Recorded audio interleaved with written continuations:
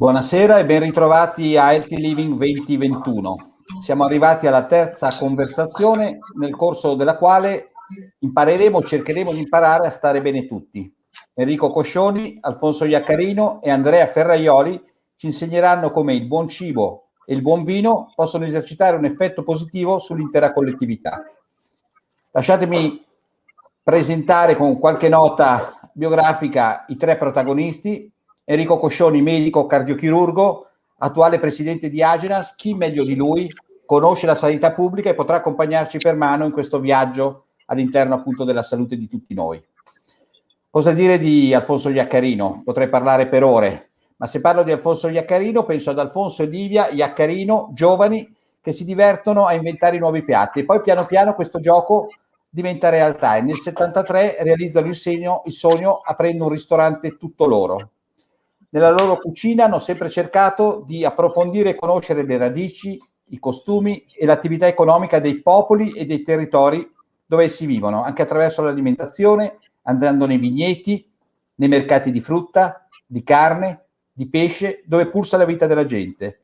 E quindi dunque la cucina del Don Alfonso 1890 nasce per l'amore e la difesa di queste cose, di questo patrimonio, ed ogni sforzo è teso alla diffusione di questi sentimenti anche nella presentazione di un piatto e di un vino. Potrei passare ore citando i riconoscimenti del Don Alfonso, vi dico solamente poche note. Da 30 anni è pluristellato nella guida Michelin e nel 2011 Sarah Dickerman sul New York Times lo indica come 10 migliori ristoranti e ancora Patricia Schulz addirittura nei 1000 luoghi da vedere prima di morire. Bene, cosa dire ancora? Che Alfonso Iaccarino insegna in molte università, alla LUISS a Roma, alla Università Federico II a Napoli, alla Università di Suor Orsola Benincasa sempre di Napoli. E poi un'ultima annotazione: se pensate che il Don Alfonso sia confinato a Sant'Agata dei Due Golfi, vi sbagliate. Non è confinato a Sant'Agata dei Due Golfi, perché il Don Alfonso lo troverete anche a Dubai, lo troverete all'Elena Bay Lodge in Nuova Zelanda, a Toronto e più recentemente anche a St. Louis, Missouri, negli Stati Uniti. Il nostro vignaiolo è Andrea Ferraioli. All'inizio degli anni '80 fonda insieme a Marisa Cuomo le cantine Marisa Cuomo e poi ha sempre servito come presidente, come membro di diverse commissioni che si occupavano di vino all'interno di Regione Campania e della provincia di Salerno. È anche uno degli esponenti dei cosiddetti vigneti eroici, o meglio anche vigne spericolate, tant'è che nel 2014 riceve il premio Luigi Veronelli proprio per la pratica di viticoltura estrema, dove occorre ingegnarsi per strappare alla montagna le più piccole nicchie e poter con difficoltà coltivare la vita. Credo che i tre protagonisti sono perfetti per accompagnarci in questo viaggio. A te Enrico. Grazie Gino e buonasera a tutti. Benissimo, partiamo dal legame col territorio, da una premessa che non c'è salute senza tutela ambientale. Per cui comincerei con l'amico Andrea Ferraioli. Andrea, la penisola amalfitana è tra le più famose al mondo per la bellezza dei suoi paesaggi, per i suoi borghi, stretti tra il mare meraviglioso e i suoi monti, in un ecosistema unico, ma è anche una terra aspra, difficile, dura da lavorare. Appunto, come ricordava Gino, si parla di agricoltura eroica. Come nasce l'idea di un'azienda vinicola e di una cantina arrampicata tra mari e monti?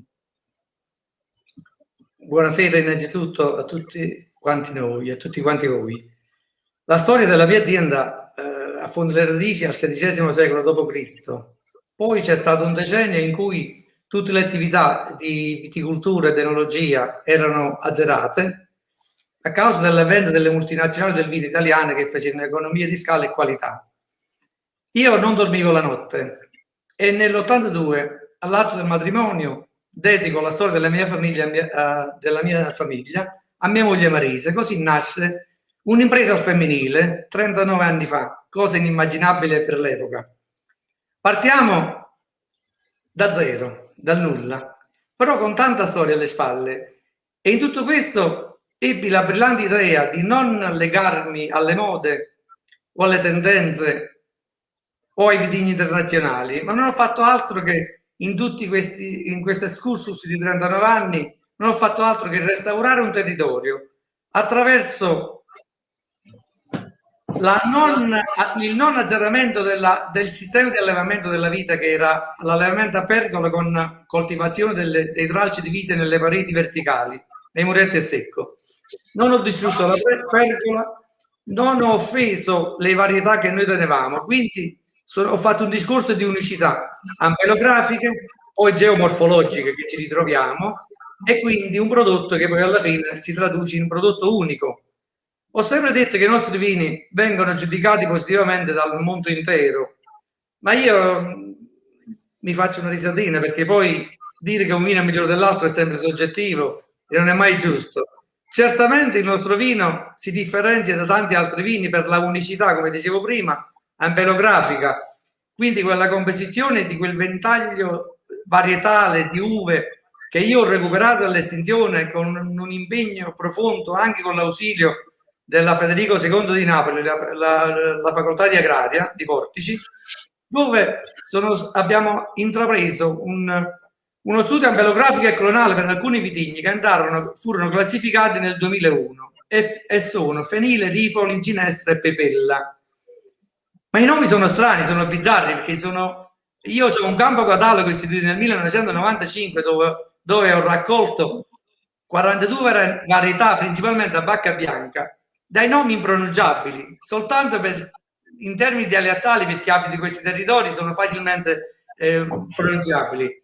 In tutto questo, diciamo, ho avuto la giusta visione, perché non mi sono legato ai vitigni internazionali, le tecniche di allevamento della vite non è quello della didattica, tra virgolette, quella della potatura a goyot, del filare, ma ho fatto, come dicevo prima, un vero e proprio restauro, dove oggi questo vero e proprio restauro si traduce anche in una bellezza paesaggistica. Queste pergole che nella fascia medio-alta sono dedicate alla vite, mentre la fascia più costiera, quindi più vicina al mare, è dedicata al limone, sono un vero e proprio arredo paesaggistico, dove i turisti che vengono dalle nostre parti, dopo un bel pranzo, una bella cena da Don Alfonso in qualche altro ristorante, si fanno una escursione attraverso queste sentieristiche che si è sviluppata a dismisura e godono di paesaggi mozzafiato, perché dall'alto vedono il mare a un tiro di schioppo, perché sta sotto, in questi territori molto acclivi dove la pendenza non scende mai sotto il 50%. Quindi parliamo di balze che stanno lungo questa falesia, che dal mare si arrampicano, dal fiordo di Furore si arrampicano come una scalinata abbastanza importante, fino ad arrivare a 600-700 metri di altitudine. Allora, oggi forse il risultato più bello non è tanto quello poi del prodotto finale, perché comunque è una realtà. Secondo me oggi il nostro operato ha trovato riscontro in una salvaguardia del territorio, perché oggi il nostro operato significa avere 40 ettari vitati in Costa d'Amalfi e averne 400 e più in territori, diciamo, collinari non meccanizzati, perché poi i nostri sono non meccanizzati e non meccanizzabili, quindi soltanto le persone. Don Alfonso si fa una bella risata perché mi capisce pienamente di quello che dico. Oggi non trovo nemmeno più la manodopera e noi siamo costretti a formare anche la manodopera per i cambi generazionali nelle vigne. Fortunatamente per arrivare a questo non ho dovuto badare a spese e giustamente, diciamo, l'incentivo economico che mette in condizioni di appetibilità a lavorare questi terrazzamenti difficili ha fatto sì che oggi chi andava prima in altri settori più comodi oggi trova meglio lavorare nelle nostre terre, perché è più remunerato ed è più gratificato, ecco. Andrea, grazie, ci stai facendo sognare, li hai talmente descritto così bene che io mi sembrava proprio di stare lì sotto un pergolato a sentire gli odori e godere della vista del meraviglioso mare della Costa d'Amalfi. Dunque, la brezza marina che sormonta la collina, la brezza marina che dal mare sormonta la collina e ci porta quello iodio e quei profumi di mare che confusi con i profumi del territorio, il rosmarino, le foglie di limone, i fiori, i vari. È il microclima che fa unica le costiere. Bravissimo. Don Alfonso, carissimo. Allora, un'alimentazione sana non può che partire dalle qualità delle materie prime e dalla salubrità della terra dove si coltivano. formando un binomio indissolubile in accordo al quale gli alimenti amici della salute, perché parliamo di healthy living, no? Sono anche amici dell'ambiente, e da questa necessità che scaturisce la vostra azienda agricola di Punta Campanella, le Peracciole. Dici. Allora, il mio è stato un sogno che è iniziato negli anni 90, era il periodo che io giravo molto, sia per imparare, per conoscere la gente, per vivere altri mondi, conoscere il mio mondo dell'alimentazione. Fondamentale fu negli anni 80 l'incontro con Angel Kiss, che è stato il mio padre spirituale. Angel Kiss è stato il grande studioso scienziato americano che ha inventato, che perlomeno ha catalogato la dieta mediterranea. Rimasi sconvolto in qualche settimana passata negli Stati Uniti. Vedevo un'obesità sconvolgente. Allora andavo in Francia, erano grandissimi professionisti, grandissimi ristoranti, però alla fine cosa mangiavamo? Astice, caviale, aragosta, anatra e tutto quello che veniva con queste salse molto pesanti a base di burro. Un giorno ti sconvolgevano per la qualità, il giorno dopo di meno, il terzo giorno incominciava a stare male. E quindi cominciai a pensare, ma qual è il giusto modo di mangiare?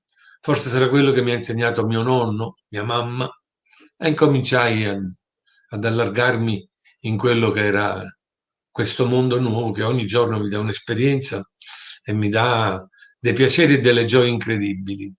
Così ho scoperto le api, così ho scoperto gli insetti, così ho scoperto l'agricoltura biologica, che mi appassiona molto, e sono più di 20 anni che siamo azienda biologica. I profumi, i sapori, la sapidità. Possiamo dire guardare al futuro recuperando la tradizione, possiamo dire così. Ma sicuramente le nostre tradizioni. Sicuramente mi sto battendo molto per la penisola e la costiera, facendo dei piani di aiuto all'agricoltura, perché come mi parlava il mio amico Andrea, parecchie persone stanno abbandonando la coltivazione. Questo è un disastro perché così l'ambiente non funziona, anche perché noi viviamo in una biodiversità incredibile, unica, mentre nel mondo le api stanno scomparendo, da noi le api vivono bene, perché c'è una biodiversità eccezionale. Cominciamo con la fascia costiera, flora mediterranea, saliamo più su, troviamo l'uliveto e i limoneti, un pochino più su i frutteti, ancora più su i castagneti, e a 1000 metri incominciamo a trovare la flora appenninica. E quindi questo è straordinario per un habitat unico che io mi sto battendo con tutte le mie forze per conservare. Quindi ritornando alla dieta, cosa capii? Che io stavo bene quando mangiavo in maniera mediterranea, come pescatori, come contadini di una volta, come mangiava mio nonno, tutte le cose che mi ha insegnato mio nonno. Tenete presente che oggi al Don Alfonso noi le verdure non mettiamo sale, perché il mare e i venti marini ci comportano questa sapidità che non esiste in altre regioni, in altri posti del mondo.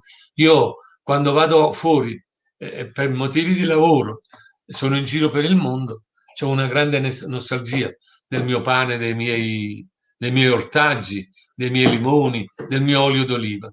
E poi incominciai a capire di dedicarmi e dare tutto me stesso alla materia prima, che è l'olio extravergine d'oliva.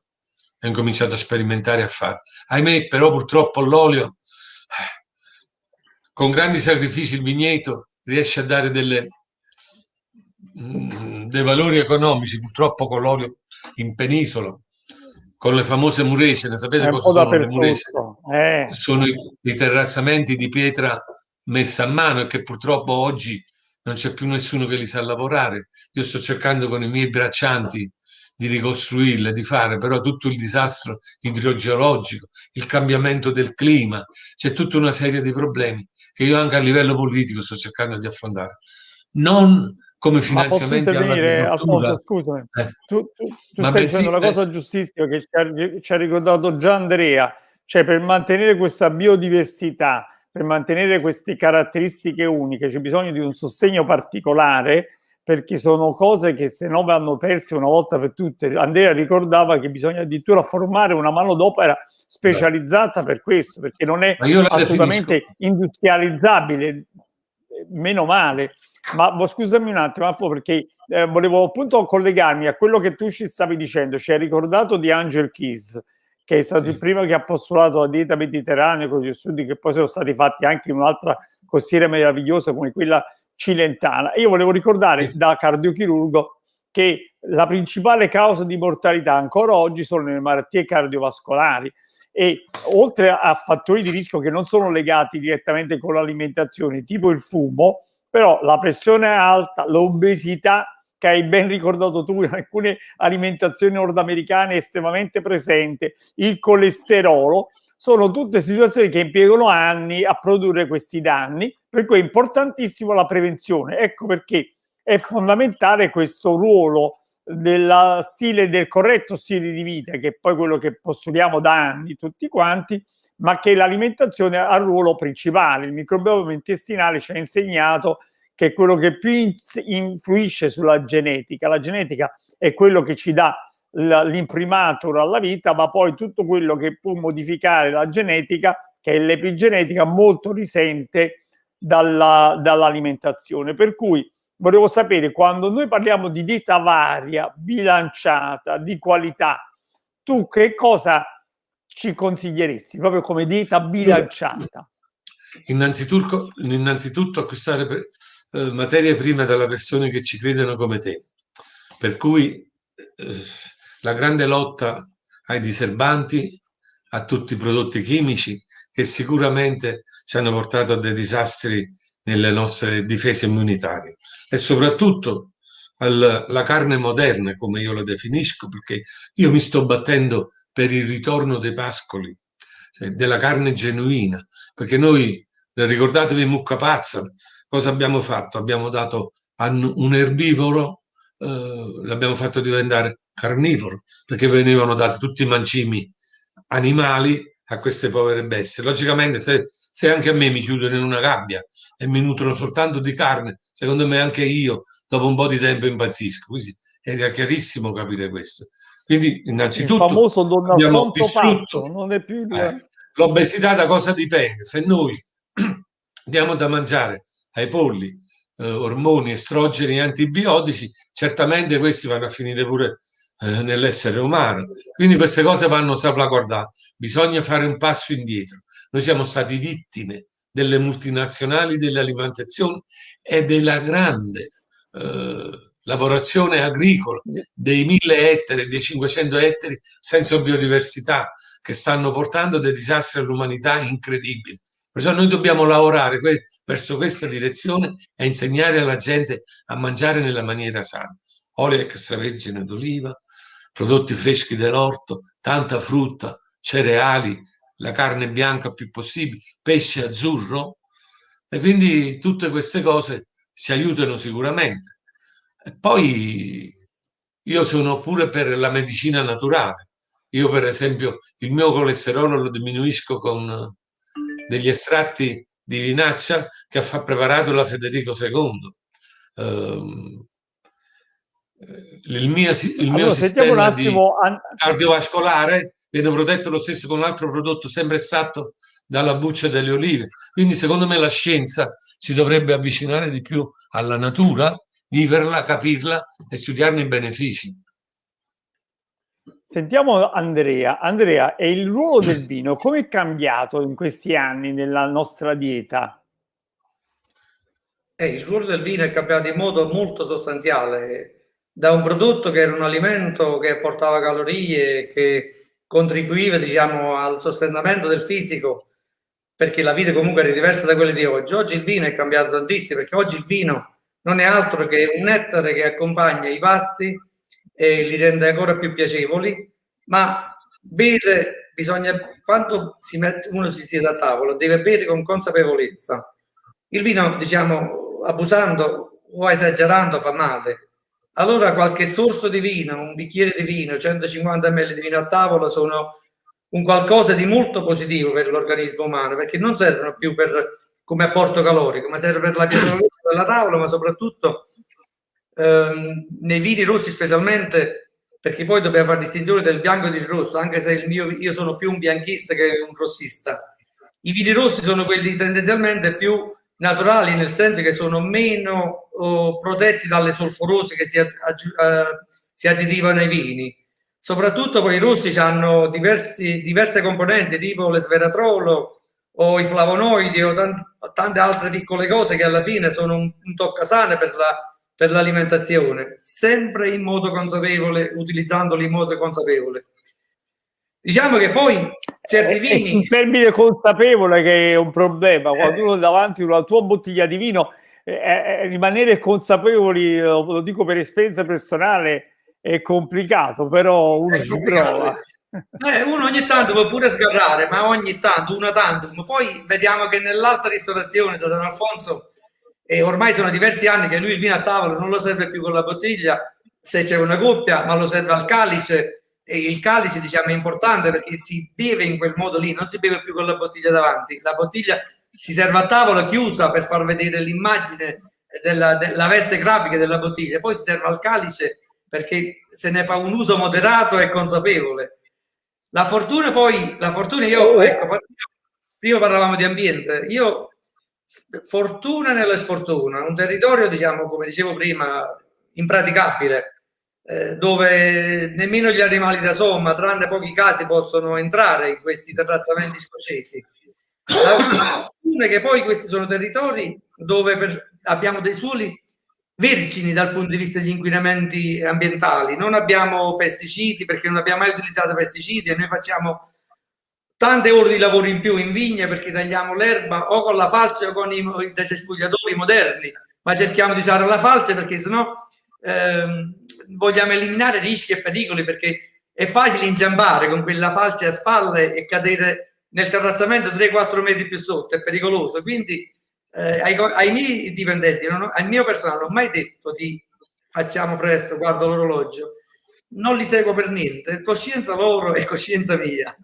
Devo dire la verità, dal punto di vista poi del sistema di allevamento della vite, quindi della cultura della vite, noi scusami, adottiamo... Andrea, fermo di un attimo, questo è un argomento che mi interessa molto, perché io quando penso a questi posti benedetti da Dio, no? Perché diciamoci la verità, veramente benedetti da Dio, penso che si rallenti, no? Quando si dice lo slow food è anche una slow life, cioè un po' un rallentato. Tu hai detto una cosa meravigliosa, non gli corro dietro, che è una parola che oggigiorno quasi sconosciuta a tutti noi, no? Che siamo impegnati in mille cose, con la vita che ci corre, con i telefonini che squillano in continuazione, che se non guardi la mail ogni 5 minuti ti vieni preso dalla preoccupazione, addirittura dal fatto di essere manchevole rispetto a qualche cosa.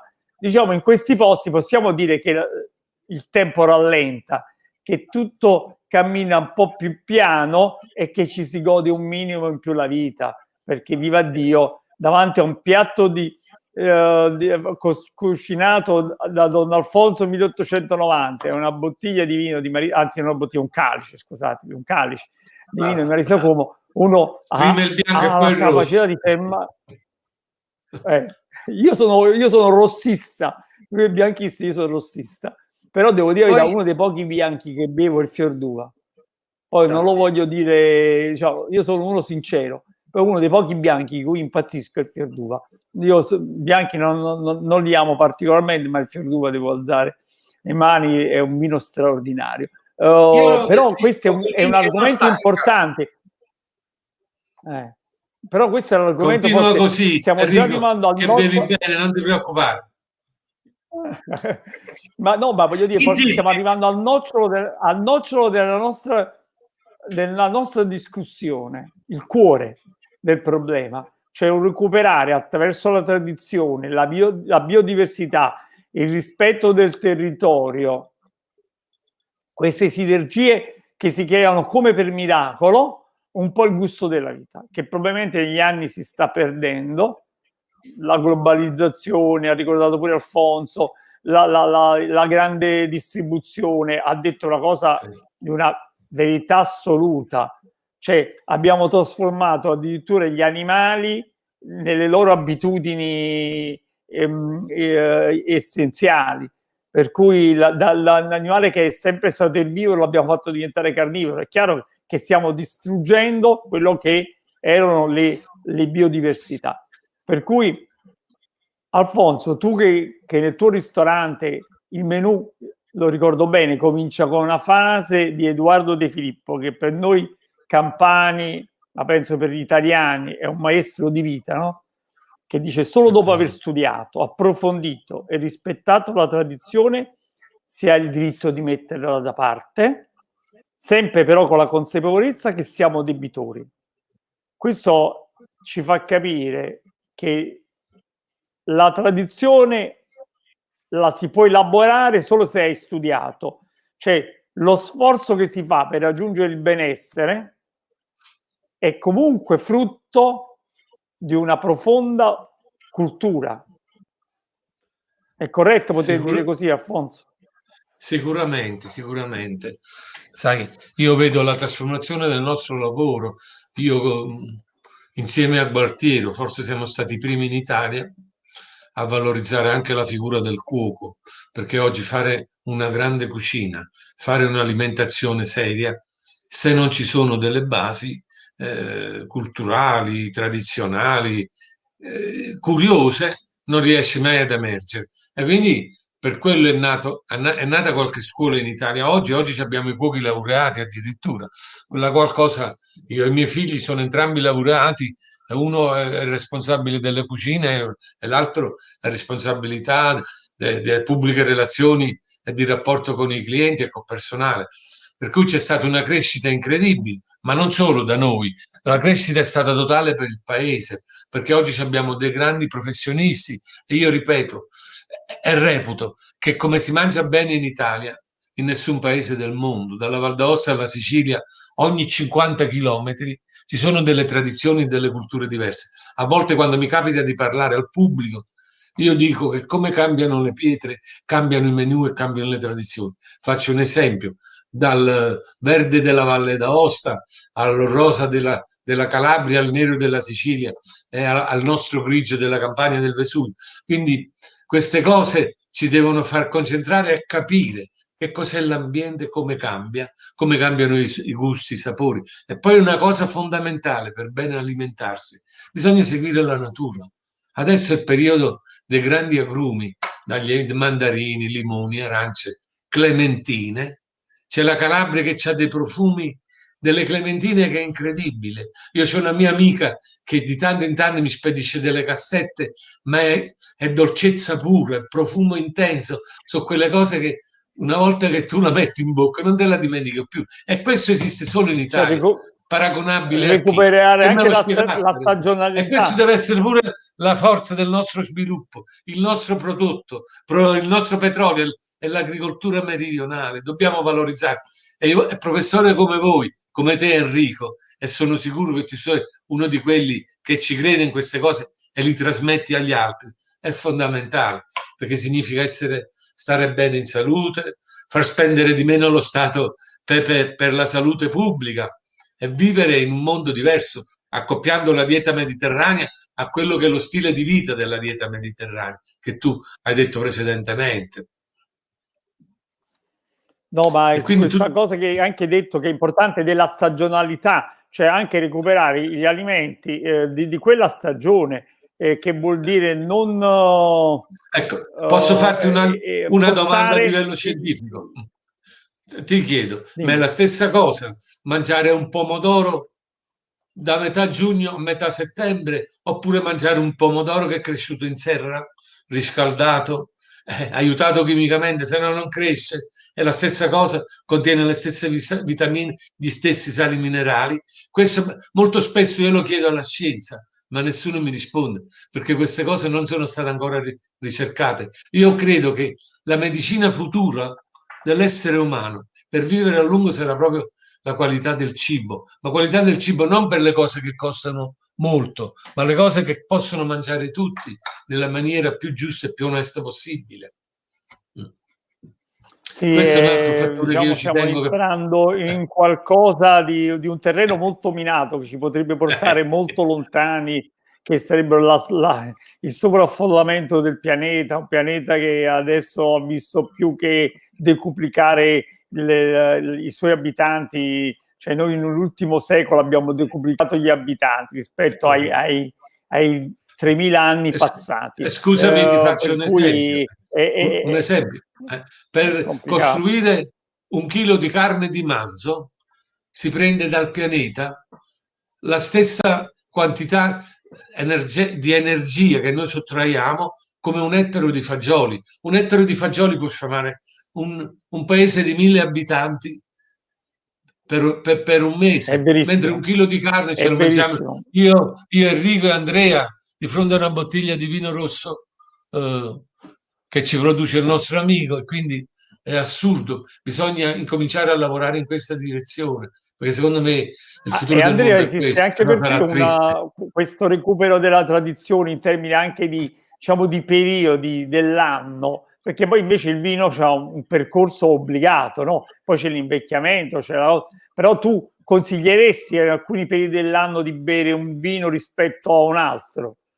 Rispetto a quello che dice, diciamo, è più intuitivo quello che dice Alfonso, perché ci sono degli alimenti che sono tipici di determinate stagioni. Per il vino, diciamo, non dovrebbe essere così, però ti voglio chiedere provocatoriamente se tu consiglieresti un vino a dicembre e forse un altro a maggio. Eh sì, i vini giovani, i vini diciamo freschi di annata, vanno bevuti, diciamo, si possono bere la primavera successiva. Poi sono quei vini, magari come il Fior che viene invecchiato prima in legno e poi in bottiglia, e i rossi di serve che escono dalla cantina dopo quasi 4 anni. Quelli sono vini che si possono bere nei momenti più disparati dell'anno. Invece i prodotti della terra, come giustamente diceva Don Alfonso, non devono essere destagionalizzati, devono seguire la loro stagionalità. Quelli che dovremmo destagionalizzare è il turismo, che purtroppo non si riesce a destagionalizzare, perché noi facciamo turismo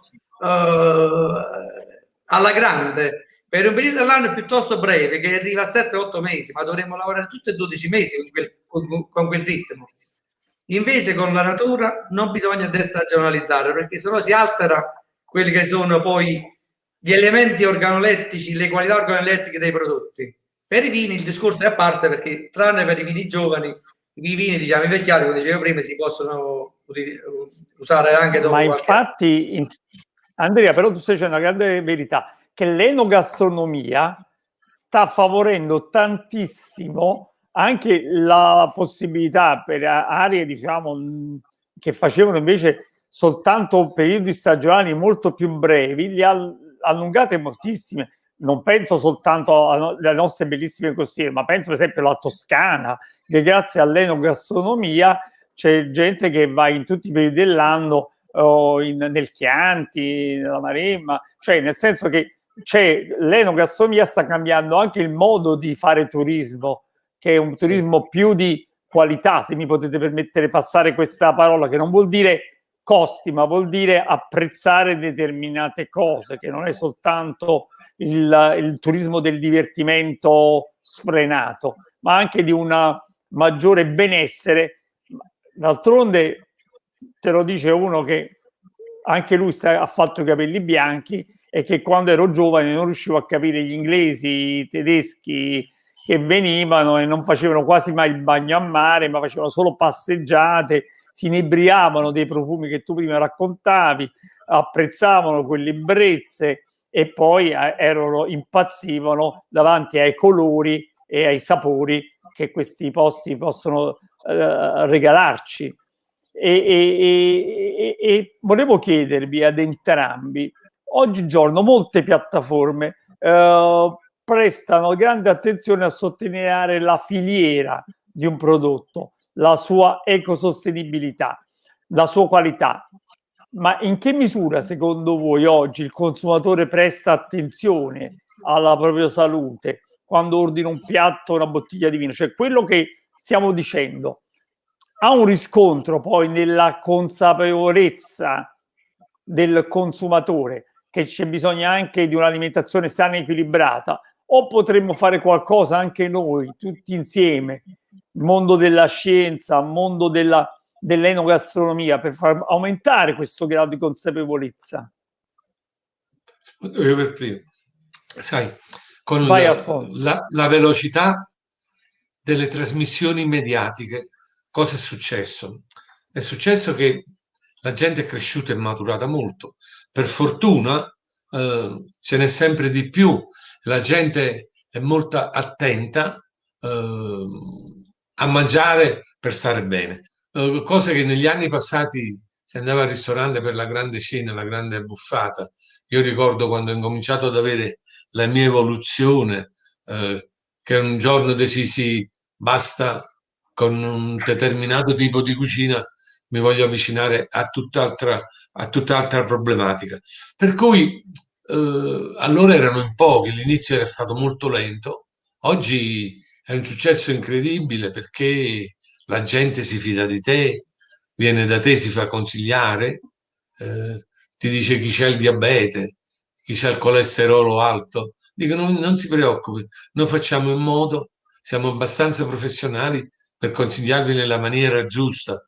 È pur vero che il ristorante è un posto dove la gente viene per rilassarsi, per divertirsi, per stare bene, però nello stesso tempo dobbiamo dare molto, molto. E quindi nei menù cosa è nato? È nato il menù vegetariano che prima non esisteva, è nato il menù del pesce azzurro.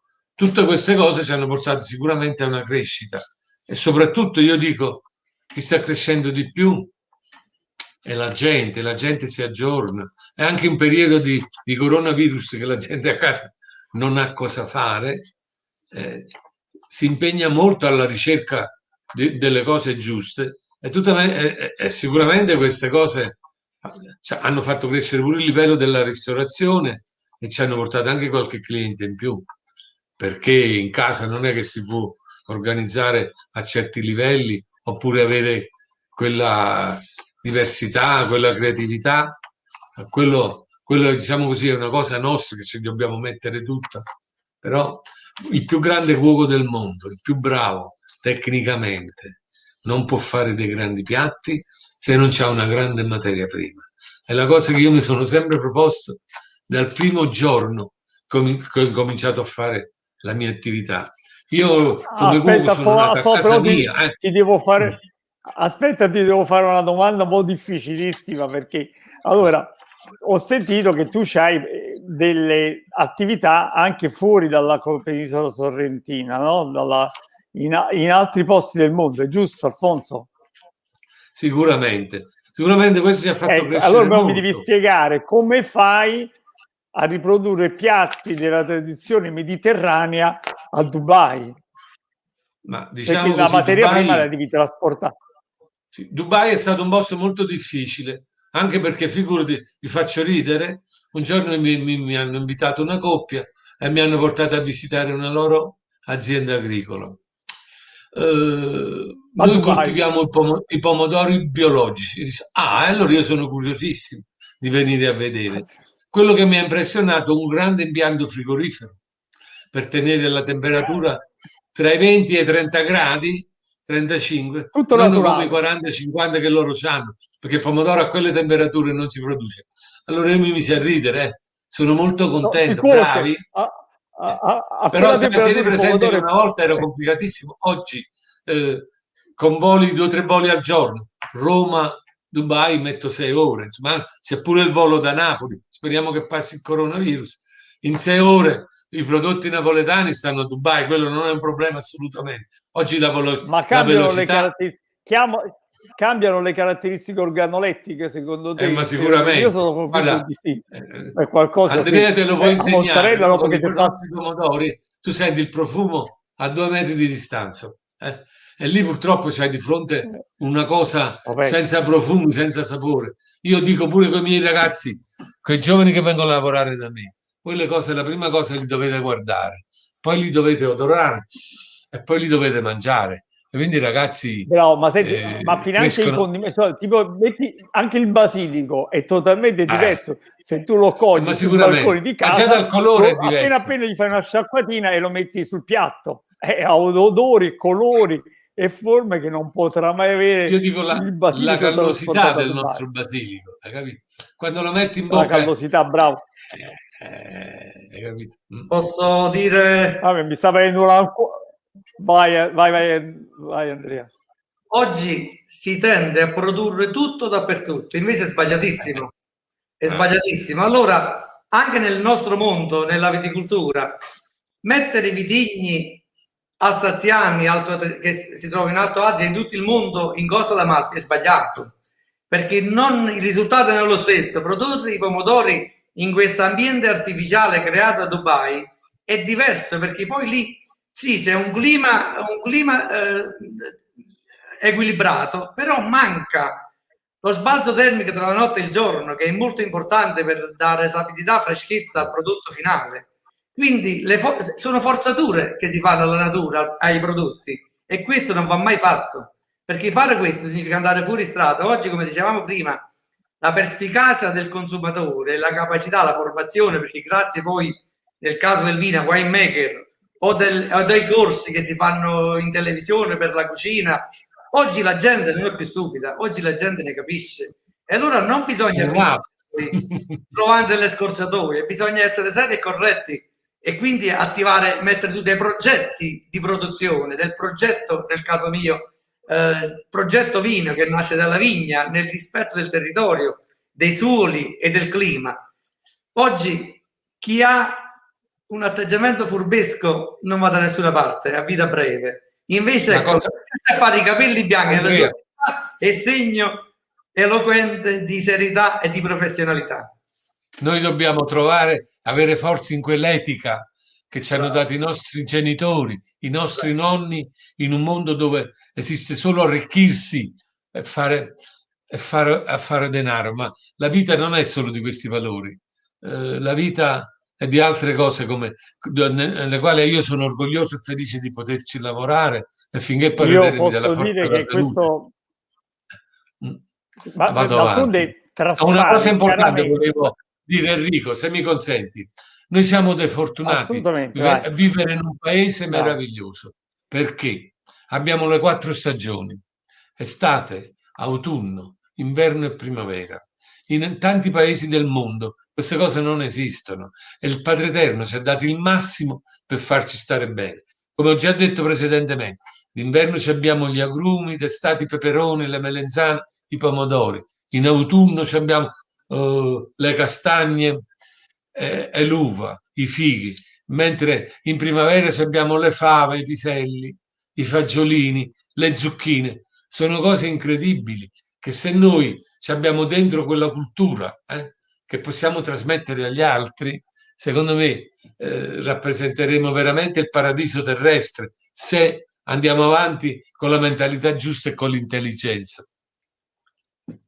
No, ma la grande fortuna, possiamo dire, che nonostante abbiamo i capelli bianchi, mi sembra che traspare dalle parole chiarissime, in particolar modo tue, Alfonso, e di Andrea, di essere stati capaci di seguire una passione, un sogno, e di aver fatto le cose che ci piacevano nella vita. E questo traspare in maniera fortissima, che è ben al di là di qualunque rientro economico, ma è semplicemente la possibilità di poter dire che abbiamo seguito un percorso e che ci sta dando grandi soddisfazioni. È chiaro che per portare avanti quello che voi fortunati siete riusciti a fare, perché per 2 che ci sono riusciti, tanti hanno fallito, e di impegnarci a difendere questi ecosistemi che sono nelle loro diversità un unicum e che poi tutti insieme possono dare uno spiraglio alle nuove generazioni. No, noi adesso parliamo tanto anche di recovery plan, il progetto che si chiama Next Generation EU, che vuol dire che è tutto dedicato alle nuove generazioni. Noi, se vogliamo lasciare qualcosa alle nuove generazioni di qualità, bisogna seguire questi sogni, bisogna difendere in tutte le maniere queste tradizioni che ci sono arrivate, perché sennò trasformeremo questo mondo in un qualcosa che è molto piatto e probabilmente anche molto dannoso. D'altronde uno dei problemi, l'abbiamo toccato più volte, e che però voglio sottolineare in questa nostra bella conversazione, degli abusi che si fanno tutte le cose, che possono poi portare nel nostro campo all'obesità, all'alcolismo, che sono due problematiche, scusatemi, ma lo devo ricordare, molto diffuse purtroppo tra i giovani e giovanissimi. Il report Istat del 2017, che è l'ultimo che abbiamo disponibile, scattava una istantanea impietosa dell'Italia: un adulto su 3 è sovrappeso, per cui, caro Alfonso, anche qui è arrivata quella che era la patologia all'epoca che tu vedevi solo nordamericana. Tra i giovani il 16% è sovrappeso, cosa che ricorderete bene che nell'Italia del dopoguerra era una cosa impensabile, no? Quell'Italia del dopoguerra, gli anni anche 50-60, noi eravamo ancora tutti collegati alle tradizioni familiari, non c'era l'impazzimento delle merendine, dei fast food e delle multinazionali. Il 3% addirittura obeso, e questo lo devo dire da medico esperto di politiche sanitarie. La Campania c'ha un triste primato, che è l'obesità infantile, che è la regione in cui c'è più questo rischio. Per cui volevo chiedere prima ad Alfonso e poi ad Andrea. Per Alfonso, come fare un'educazione? È una cultura, perché noi siamo passati da quella fase di mancanza di cibo, no? Se andiamo a fare una storia, la mia generazione, che nasce un po' dopo la guerra, ha vissuto momenti tristi, difficili. I genitori che non hanno una cultura di base, avendo avuto delle mancanze nel loro percorso di vita, cercano di dare ai figli il massimo. E certamente quando tu accendi la televisione, il 90% delle pubblicità è sulle cose alimentari, e questo trasmette alla gente. Quindi per loro significa crescere bene i figli, dandoci i prodotti della televisione.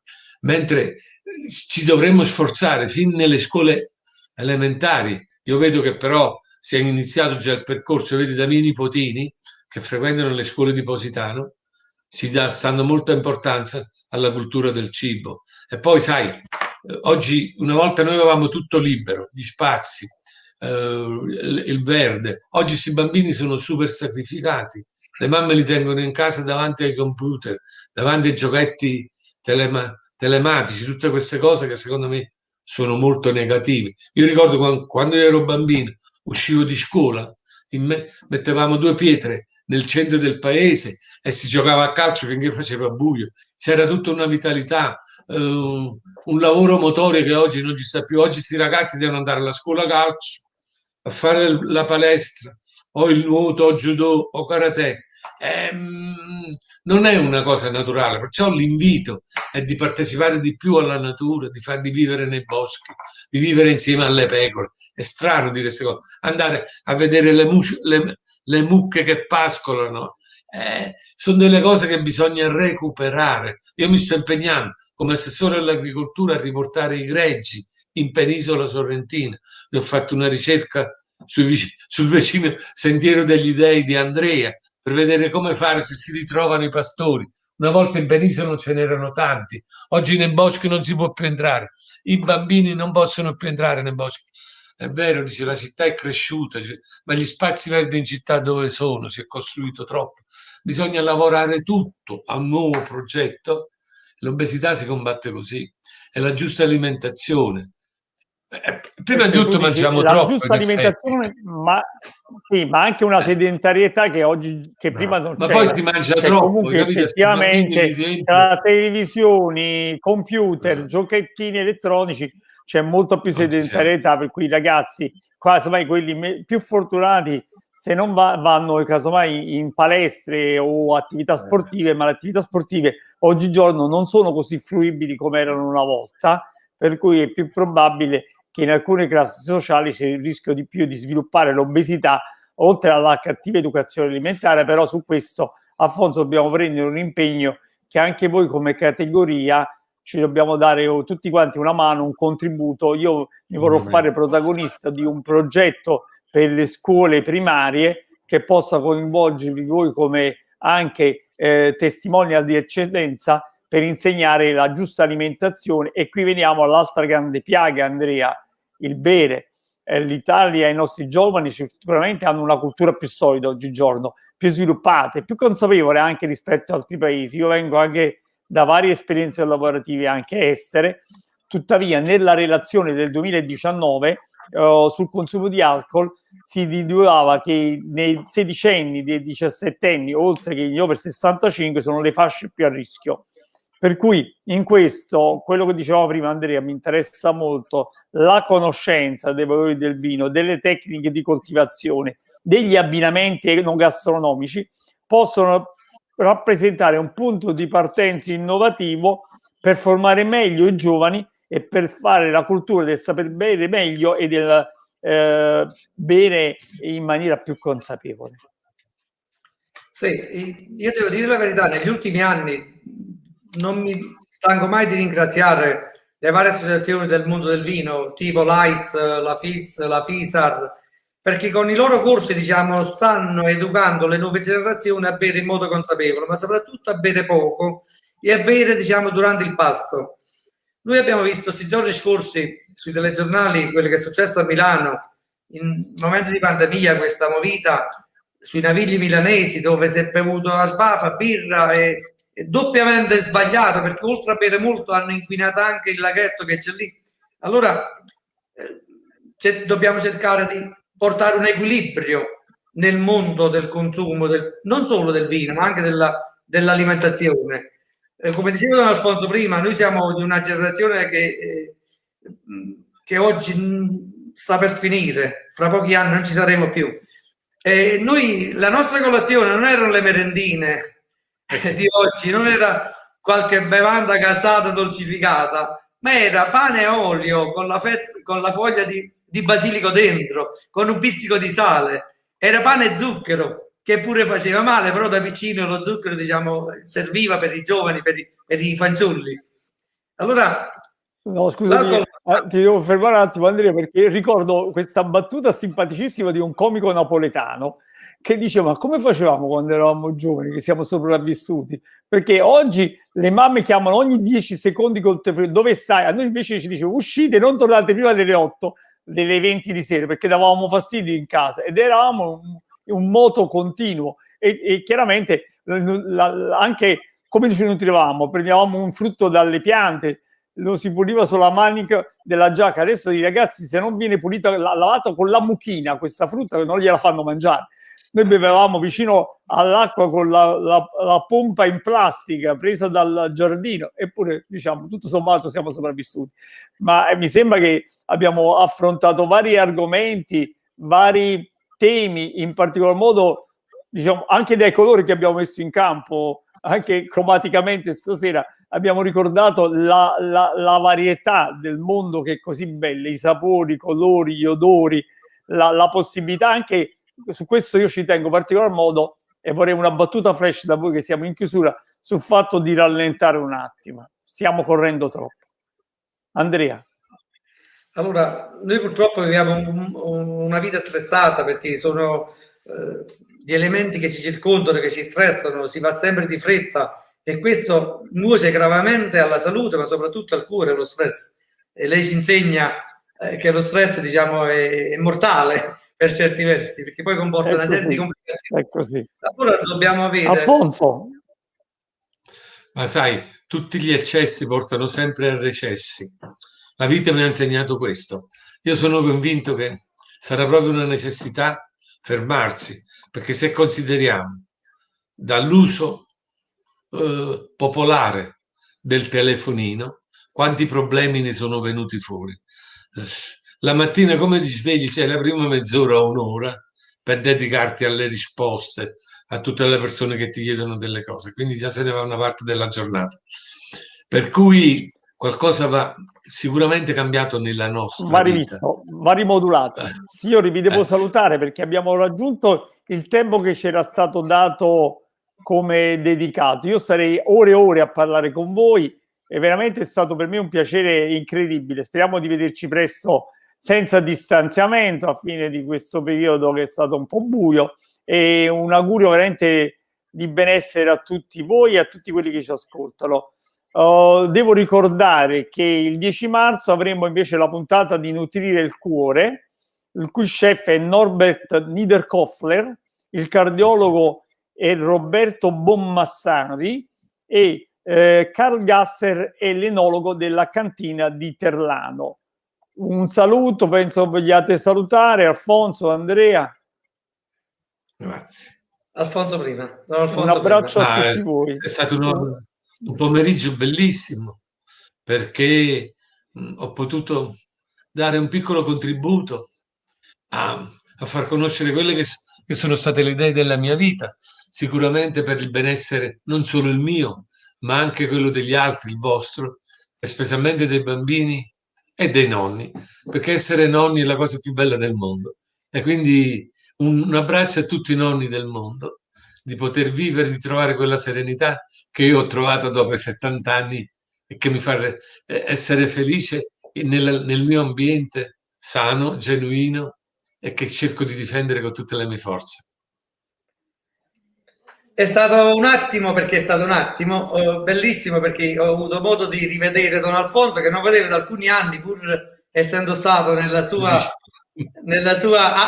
areale e a più riprese, però non lo incontro da parecchio. E soprattutto è stato piacevole conoscere il professor Coscioni, che abita in Costa d'Amalfi e non ci eravamo conosciuti ancora. La cosa più bella però è rivederci assieme tutti quanti ad un bel tavolo e cercare di approfondire meglio questi discorsi con più calma. Grazie. Grazie a tutti. Grazie.